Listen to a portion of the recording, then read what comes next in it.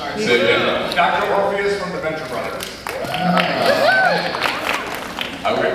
my question is for Casey. Yes. Hale seemed to be missing in some of the key storylines, some of the specific episodes of the last season. Was that just specifically, was he supposed to be like in the background doing ashy stuff, or I love how you phrase that, actually. To be honest, you know, it was a scheduling issue. I was doing another show at the same time, and which was like totally on the opposite side of Lost Girl. That's what it came down to, you know? It just came down to scheduling, you know? It was really tough. And, you know, we worked on that this year, so there will be more here.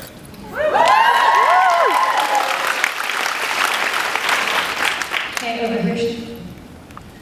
I know we touched on this kind of yesterday with the light and dark question, but I was wondering if you guys could pick any fae other than your current character, what would you pick and why?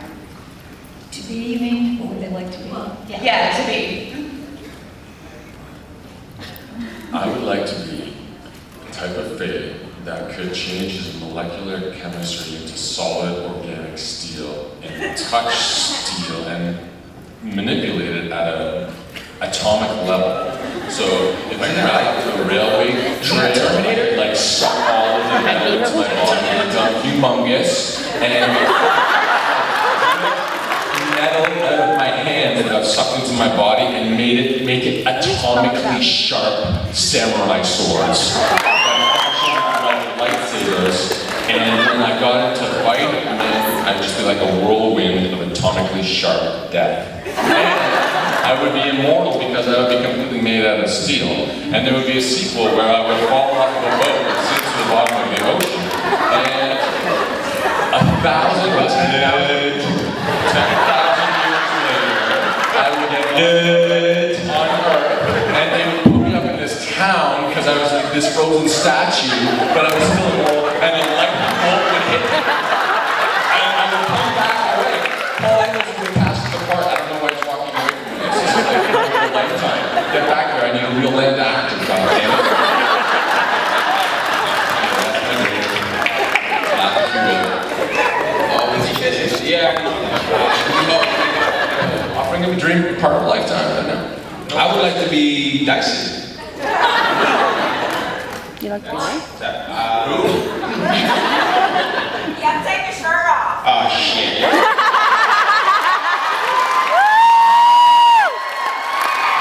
I'm gonna track that, I'm gonna be someone else. Do it.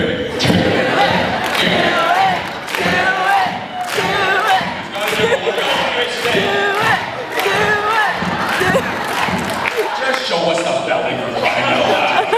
Just stand up, give us a little bit.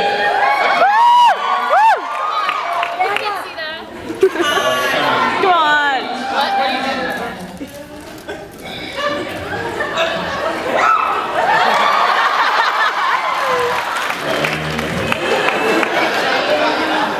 Wow, all at the same time. That's incredible. Tease! Sorry. What about you, Paul? What kind of fae would you like to be? If you could, Follow his answer. Anything I say will pale in comparison. you could say anything that couldn't be destroyed by a I don't watch the show really, I don't have cable. Can't afford it. I've only done 9 episodes. He's the best day ever, so like, why would you want to be anything else? That's true. Yeah, I mean, you don't want it. Everyone wants to be the best one. No, that is a good character. It's a really good character. Next question. Hey guys, thanks for the hug earlier when I took a photo with you. That made my day. Oh, very well. We get us up with a big hug. My question is, you guys have really good scenes with Kenzie, and they're actually all my favorite scenes. What is your favorite Kenzie scene with your character? Oh, wow. We all have great ones. Sandy Soul is an incredible actor to work with. I don't know, human being. We love her. She's the easiest person I would say to work with. And, Well, besides each other. besides each other. She's actually I've been out since you find it easy to work with her? I do. Dude, she's always like, this is Ksenia when I work with Ksenia, okay? And, so we're doing a scene, and we're in the middle of a scene, right? I'm not doing that.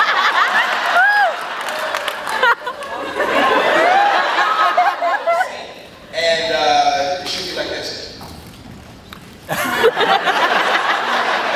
She's trying to find her light.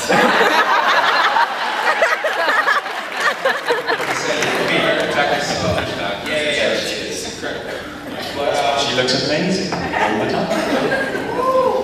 what would be, The makeup scene I had with her was awesome. I mean, it was a really beautiful, sweet scene, and that scene I think was responsible for opening up a completely different avenue for Bex. And working with her for the first time probably, really, you know, where those two characters got to know each other was a real joy.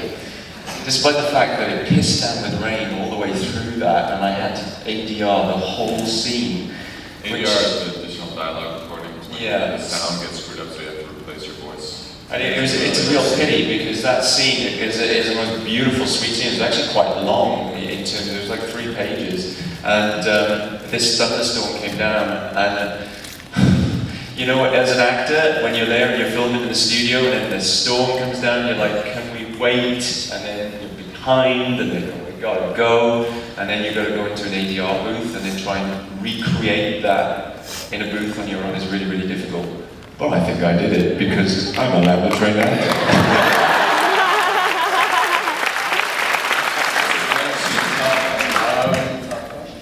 I've been blessed to have a couple of really good ones. I mean, there was the foot soup episode where Oh my she was God. dying, and I think that was the sort of seminal scenes where the Ksenia, Kenzie and Dyson's relationship.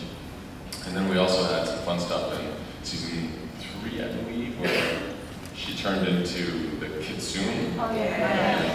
That was really fun to watch her play like her own self twice over. It was brilliant. And in season 4, we have some really kick-ass stuff that you're gonna love. And I can't tell you any more about it besides that it's awesome and the best of it. The first episode of season 4 is It's amazing. off the fucking charts. It's so good we can't tell you anything about it. Exactly. Jay's not here. Everything you know about Law School, turn it on its head in that first episode. I want to talk about a teacher.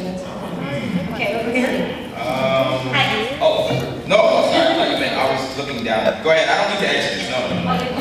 No, we move on, let's move on. I actually really don't know. I really don't know. I would say I like the first episode that we did because that was kind of, that was the introduction to Hale and Kenzie. That was at the pool table where we were kind of making fun of each other about being the sidekick, or I was more, as Paul would say, taking the piss out of her about being the sidekick. That, and I enjoyed, I think, the scene where the girl threw up on him. That was a great episode all around. Just, Like that. We barbecue. yeah, it was fun. Because, I gave her a job to do type of thing, or I was given a job to do, and she screwed it up, and she has these great expressions, and she's awesome. All right, next question.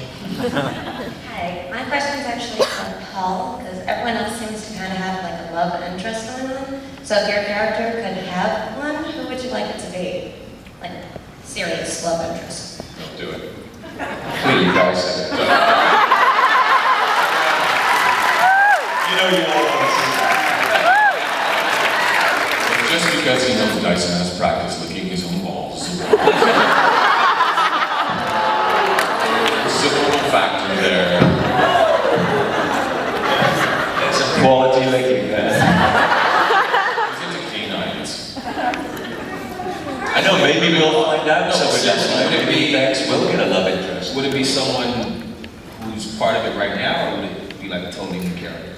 As a love interest. The love interest? Yeah, I'm not. Come on, man. Give us something. Apparently that's his answer. I'd like to say anything else on that love interest subject. Over here, we have what looks like Dr. Lewis. Hi guys. Hey Zoe, how are you? Well, you made it. Great. My question is, there's a lot of aspects of the show that I really love when watching it that are Canadian. For instance, the use of French culture, especially when Beau is all mad and she's that whole scene with the I'm going to count to 100 in French would be so much different if it was written American. That would probably be Spanish. What aspects of the show that make it what it are do you really like?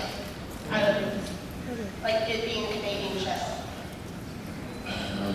I think I touched on it earlier, and it's that we're kind of an independent production. Jay Firestone is our exec, and we answer the showcase, and we're aired by Sci-Fi, but they don't have any. They have script, they have absolute input, but you know, in a lot of the big network shows, you can't change the lines. The script has gone through 12 different checks, you know, 12 different executives in New York, and when you're trying to film in Toronto, they're like, no, you can't change an and for a but or anything like that. But on Law School, because we are independent and small, we can actually talk to the writer or with the executive producer, or the, you know, and just say, hey, let's like we'll try this. And that freedom of creativity and collaboration is, I think, the greatest gift that I have, or that I feel like. Yeah, they're usually available, aren't they? Totally. Because they're so close, they can actually come down to set. So, and usually they'll see